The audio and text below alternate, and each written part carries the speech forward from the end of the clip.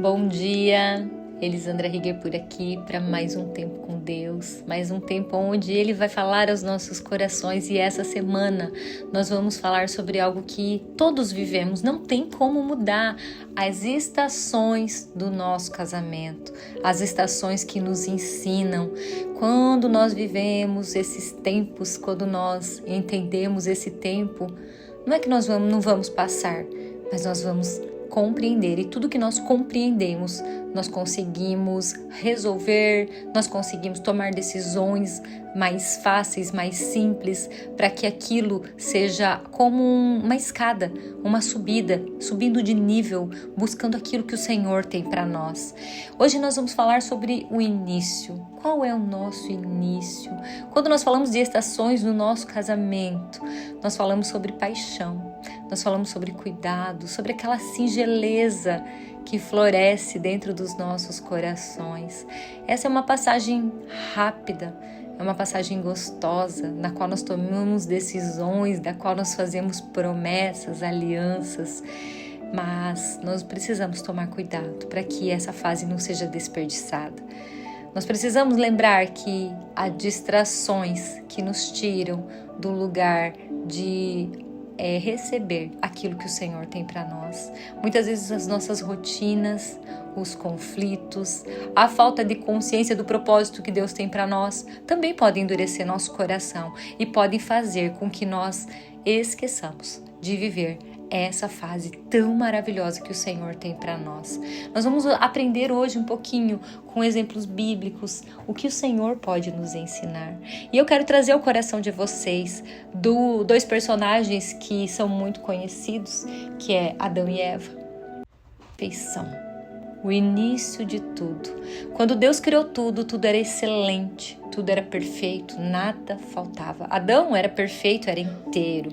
Eva era tirada de Adão e também era completa. Nada faltava para Eva e nada faltava para o Adão. Eles se completavam em amor, em harmonia, em paz. Deus fez tudo maravilhosamente, incrivelmente poderoso. E o que nós aprendemos com Adão e Eva? Primeira coisa, Deus nos fez para que encontrássemos a nossa complementação. Aquilo que nós buscamos no outro não pode ser aquilo que falta em mim, porque ele não pode me oferecer isso. Mas eu preciso estar plena, perfeita, sabendo quem eu sou, para que quando eu encontrar a minha metade, ele possa trazer as qualidades dele e nós possamos multiplicar e não dividir, e não tirar, não diminuir, porque o Senhor quer que tenhamos um relacionamento de plenitude. Ele não quer um relacionamento de conflito, de raiva, de ira, de frieza. O Senhor quer que nós sejamos completos, unidos. Sim, por quê? Porque Deus tem uma provisão para quem é completo.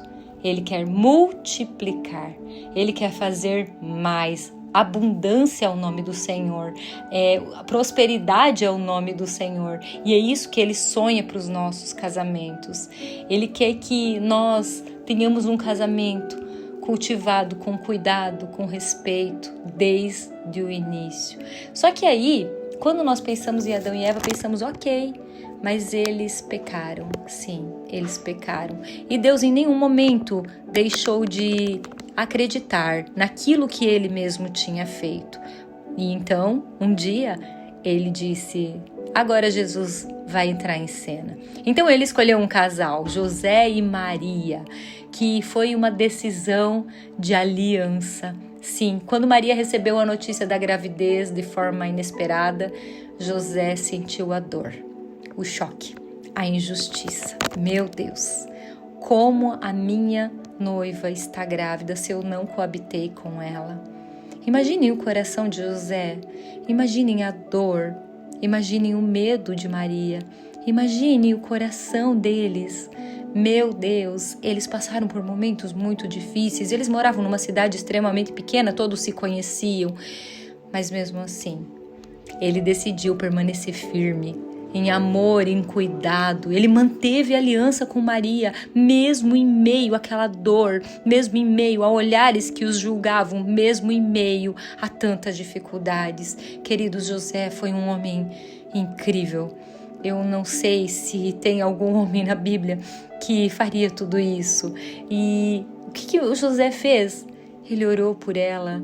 Ele cuidou da sua honra, ele cuidou da sua dignidade, ele mostrou gestos de amor, de proteção, de generosidade. O que José fez por Maria, gente, eu não sei verdadeiramente se algum homem faria. Então, quando nós vemos isso, quando nós entendemos isso, isso quer dizer que eles se complementavam. Tudo aquilo que Maria não tinha naquele momento, José deu para ela, e ela foi cuidada e amada por aquele homem, mesmo com dúvidas. Eu acredito que José tinha dúvidas no seu coração.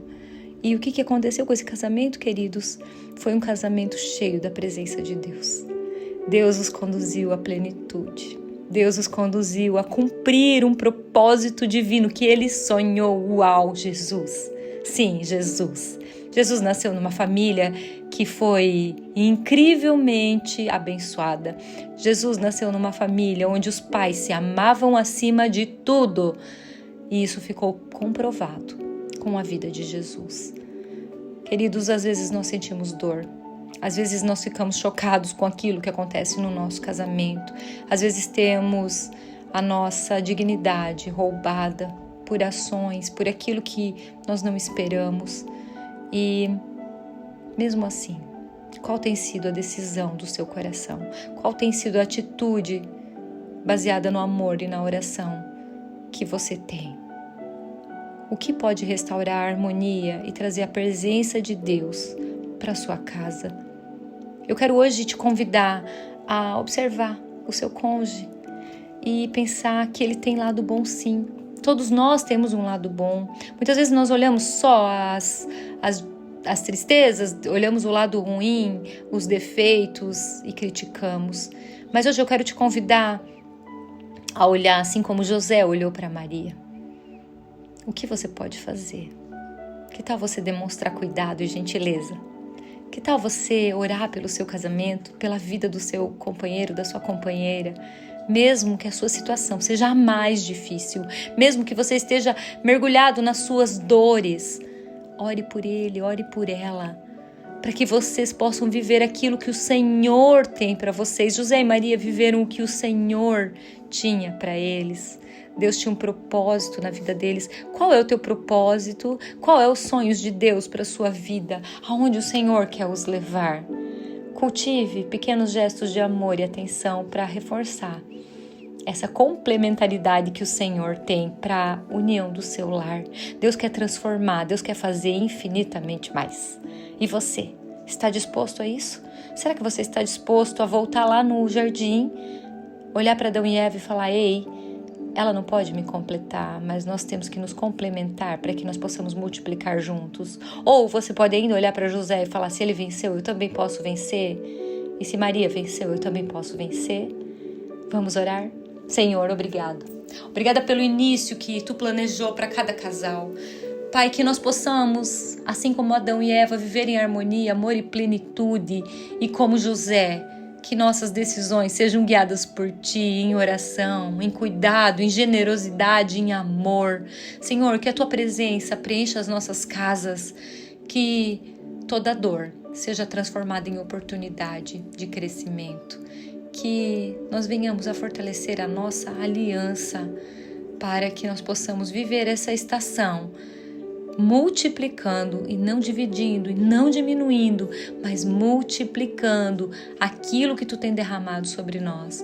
Deus, mostra o nosso propósito, faça com que possamos entender qual é a estação que estamos vivendo e para que nós possamos fluir nela com graça, amor, ousadia e alegria, para que a alegria se instale em nossa casa. Em nome de Jesus, amém e amém.